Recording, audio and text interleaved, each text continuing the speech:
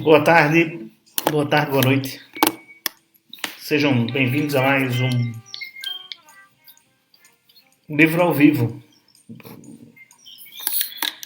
Hoje seguimos com o 6º capítulo do Delito, Amor e Companhia, ou em Pandemia, na sua companhia. Mas antes eu quero fazer a ressalva aqui. Hoje eu estou feliz, né, porque o projeto ele foi, o que é curioso, já aconteceu alguma vez de um livro, antes de ser livro, ter merecido atenção, ser matéria, por sua vez, com um projeto anterior meu chamado Diário de Viagem do Senhor A, que é possível, inclusive, encontrá-lo numa página aqui mesmo no Facebook, chamado O Diário de Viagens do Senhor A, que foi escrito em 2014, durante 21 dias. Ele foi escrito, como acontece com o Delito, Amor e Pandemia, só que em vez de ser escrito na tela de um computador, ele era postado no Facebook. E é um projeto interessante porque ele acompanhou uma viagem que eu fiz por algumas capitais aqui, uma lua de mel. É uma prova, não é aconselhável, né? Assim, enfim, para quem pode colocar o casamento em risco, mas foi uma lua de mel, minha lua de mel. E eu escrevi o livro ali, e depois ele foi publicado. E agora se repete a história. Hoje o projeto foi aqui parte de uma matéria interessante, grande, inclusive, do Jornal Público, do caderno, do encarte do Y, né? Tá aqui, ó, a fotografia de Líbia, também companheira, ou seja, ela aqui, inclusive, me acompanhou no projeto. E tem aqui um post um pouco abaixo, aí na página do Facebook, mas por enquanto só para os assinantes do Y. Mas é interessante porque tem uma discussão na própria matéria sobre esse modelo, né, de alguns autores que tem uma matéria antes da Isabel Lucas, foram duas Isabéis que fizeram. A Isabel Lucas fez a matéria com os autores, né, que a maioria ou todos disseram que esse período não era um período que não havia essa quarentena era diferente da nossa quarentena habitual que o escritor faz, que é um processo solitário, e todos ali que foram ouvidos disseram que nesse período não estão contemplando, enfim, estão observando, e observar e contemplar faz parte do processo, é normal, natural e aconselhável. Talvez seja um segredo para se escrever bons livros também. E tem um contraponto que é a urgência desse experimento, né?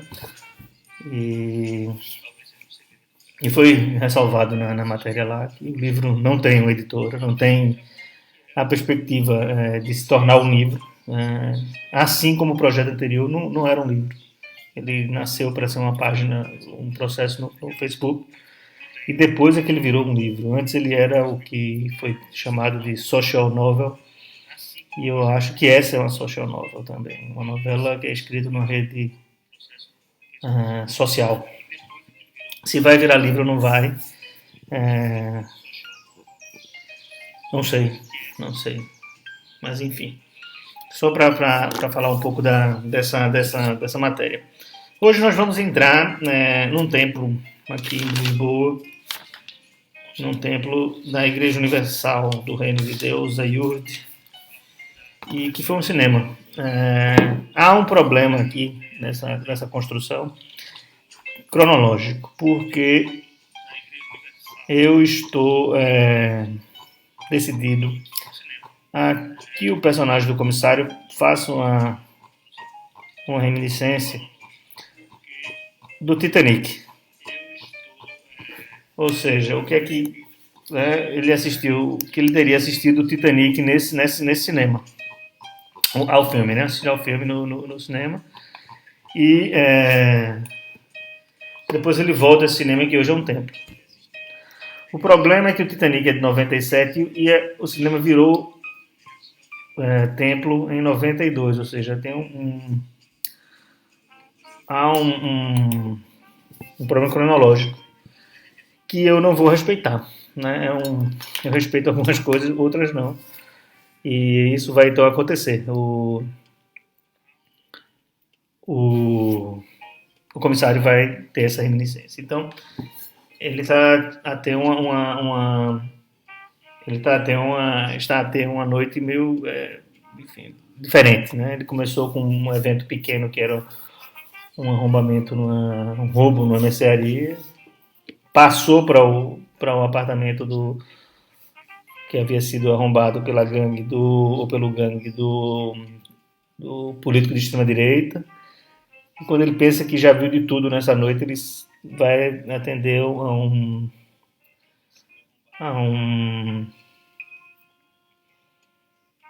uma ocorrência que dentro de um templo da Igreja Universal, onde as pessoas se trancaram lá para uma oração e durante muito tempo, né, escondidos, porque a aglomeração não é permitida, né, nesse processo, e foram asfixiados lá.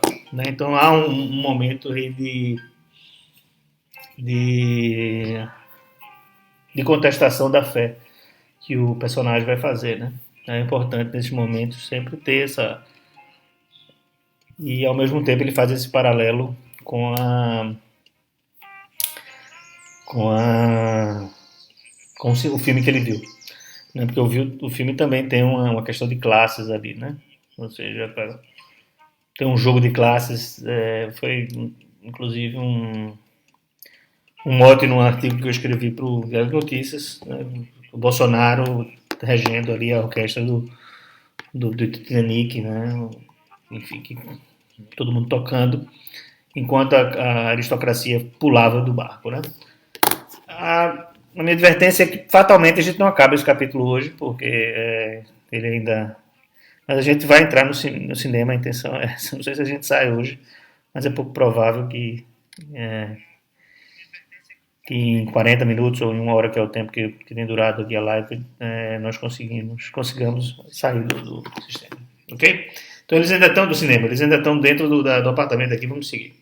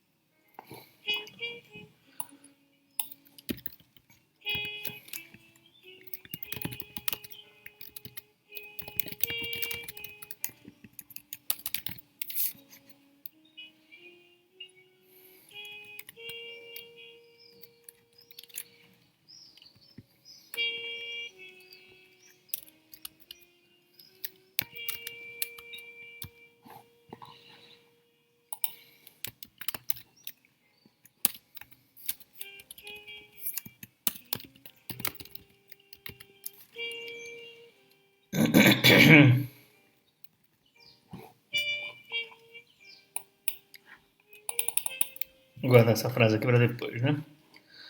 Por quê?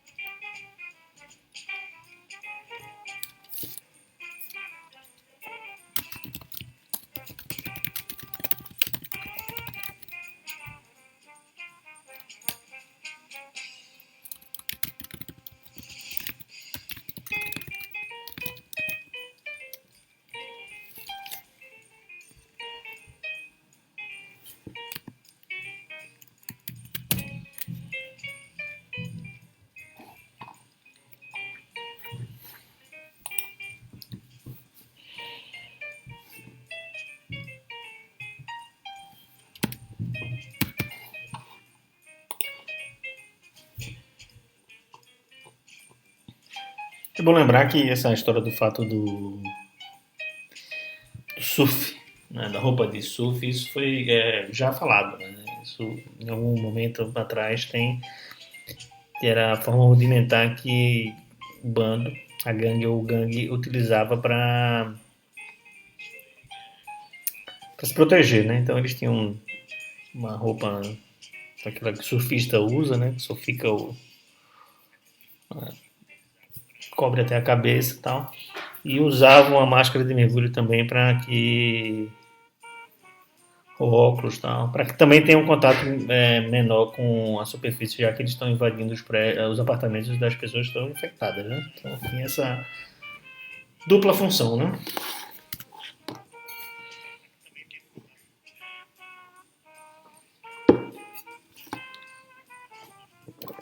Uhum.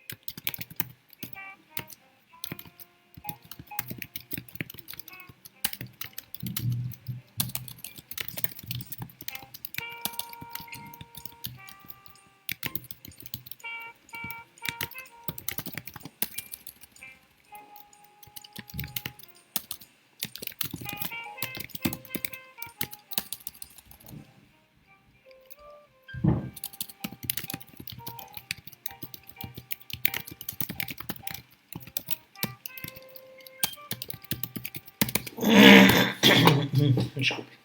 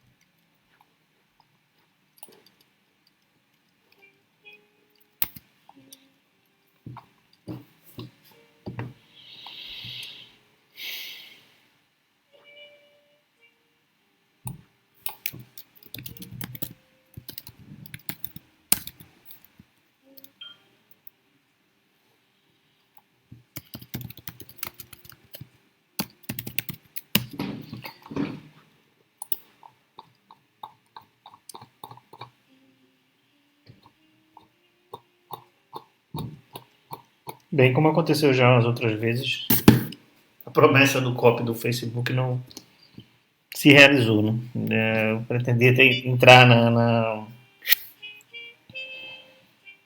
no tempo da Yudi, mas já vamos aí com mais cerca de 1 hora de escrita. Perdi um tempo ali no início falando um pouco do projeto, fazendo a minha defesa do projeto. Saiu a matéria hoje no público, né? Enfim, na verdade eu não me lembrava que havia essa cena nem tinha decidido ainda se eles iam... se havia uma câmera na portaria, mas é importante a presença da câmera porque o fato de um dos integrantes estar doente, né, estar contaminado, ele tem um fato duplo no processo. Primeiro, ele desestabiliza o gangue, né, mentalmente na estrutura, porque é um integrante que é importante no gangue. E segundo, porque ele começa a dar as pistas para o comissário encontrar, né, seguir os traços do gangue. Né? Então agora ele já sabe que existe uma mulher, né? E sabe que um deles está doente ou vai pensar nisso, que um deles está doente. Então ele vai fazer essa reflexão porque é interessante o seguinte, né? A narração ela é paralela, né? A narração da atividade da gangue, ou do gangue, né? Que é a parte do delito e do amor nesse processo, e há essa outra parte, que é a parte da pandemia, que é a parte do comissário, né? Então eles caminham, né? Os capítulos ímpares são narrados em primeira pessoa com a voz de um dos integrantes da gangue, que é o Marge. O capítulo par em terceira pessoa, mas do ponto de vista do comissário, né? Então eles vão caminhando juntos, mas eles começam, de certa forma, a dialogar e a cruzar, e em algum momento eles vão... Né? O comissário é o antagonista ou vice-versa desse integrante da gangue, eles têm que... eles vão ser confrontados, né? E é interessante porque isso é uma linha que eu gosto muito de trabalhar nos livros, que é as pessoas têm as suas certezas e elas vão perdendo as certezas com o tempo. Ou porque perdem memória, ou porque enlouquecem, ou porque há aí uma atuação uma atuação cósmica ou uma atuação metafísica que a pandemia exerce aí. Por isso que era importante vai ser importante essa parte que ele vai entrar no templo, porque é uma parte que ele contempla com a fé, e é isso que a pandemia pode representar também, né? Essa função maior, né, da natureza, né? Bom a gente lembrar do que era a baleia em Moby Dick, né? Desculpa, né? Então assim, tem sempre essa perspectiva de enfrentar algo que é maior e que é invisível, como é a ação do vírus, né? Que faz com que você haja de forma diferente e eles vão agindo de forma diferente. E tem algumas certezas ou agem de acordo com a incerteza e vão perdendo isso aos poucos, até que esse confronto é menos um confronto entre um com o outro, mas é um confronto consigo mesmo que vai acontecer lá no final. Né? O trabalho aqui é fazer com que haja uma desconstrução do perfil de cada um até o final. Né? Esse é o trabalho. Né? Escrever é apenas montar esse quebra-cabeça, né? Mas ele vai desconstruindo, cada um construindo outra coisa, reconstruindo, desconstruindo, e chega lá no final. O importante também é pensar o seguinte, vocês vão ver aí, quem tiver paciência de acompanhar aqui, há palavras que talvez se repitam, há uma estrutura que há alguns erros, enfim, gralhas, isso a gente tenta tirar o máximo possível na hora que está escrevendo, mas nem sempre é possível porque, enfim, às vezes a ideia está aqui formatando. Né? Quando eu volto para corrigir um texto, geralmente é porque eu estou na dúvida de como é que eu vou começar o outro parágrafo. Então isso eu dou um tempo, porque a palavra aparece. Então é uma tapeçaria, na verdade, que vai andando aí e se urde essa história. E a impressão que se tem sempre quando começa a atividade é que você está contando a mesma história, né? Contando a mesma história, de forma diferente. E é isso que se alguém se der o trabalho um dia de ler os livros que eu escrevi, vai perceber que sempre está em xeque aí a memória e a certeza que você tem sobre as coisas, né? Que é uma coisa que eu tento lutar contra essa ideia de que você tem uma certeza. E foi por isso que eu comecei a história hoje falando da matéria do jornal, porque a matéria lá tem as pessoas com muitas certezas sobre diante de um cenário que não permite que se construir nenhum tipo de certeza. Né? Então é engraçado, porque quando eu li o texto lá no público, no Y hoje, eu também vi que as pessoas são cheias de certeza sobre como é que vai ser depois, e vai ser ruim ou vai ser bom, ou vai ser desse jeito. E falta sempre esse tom principalmente diante desse imponderável que é a pandemia, de perceber que é um momento que seria no Brasil lá, quando se joga dominó, né, que você embaralha lá, ou embaralha não, né, você mistura as pedras, é nesse momento que a gente está, né, e quando você tira, pode ser que venha um jogo bom ou não, e tem que se ter humildade para perceber isso. Quem acompanhou, obrigado pela companhia, nessa sexta-feira Santa. Boa Páscoa. Amanhã eu volto para terminar esse capítulo. Ele está andando aí porque é capaz da invasão do ocorrido no cinema e no templo aqui em Lisboa ir para outro capítulo. Vai depender um pouco das ponderações que o personagem se permitir no texto. Falou? Muito obrigado. Fique em casa. Principalmente quem está no Brasil aí, não dê mole não, que o negócio não é fácil, é traiçoeiro. Pergunta ao comissário aí. Falou? Tchau, tchau.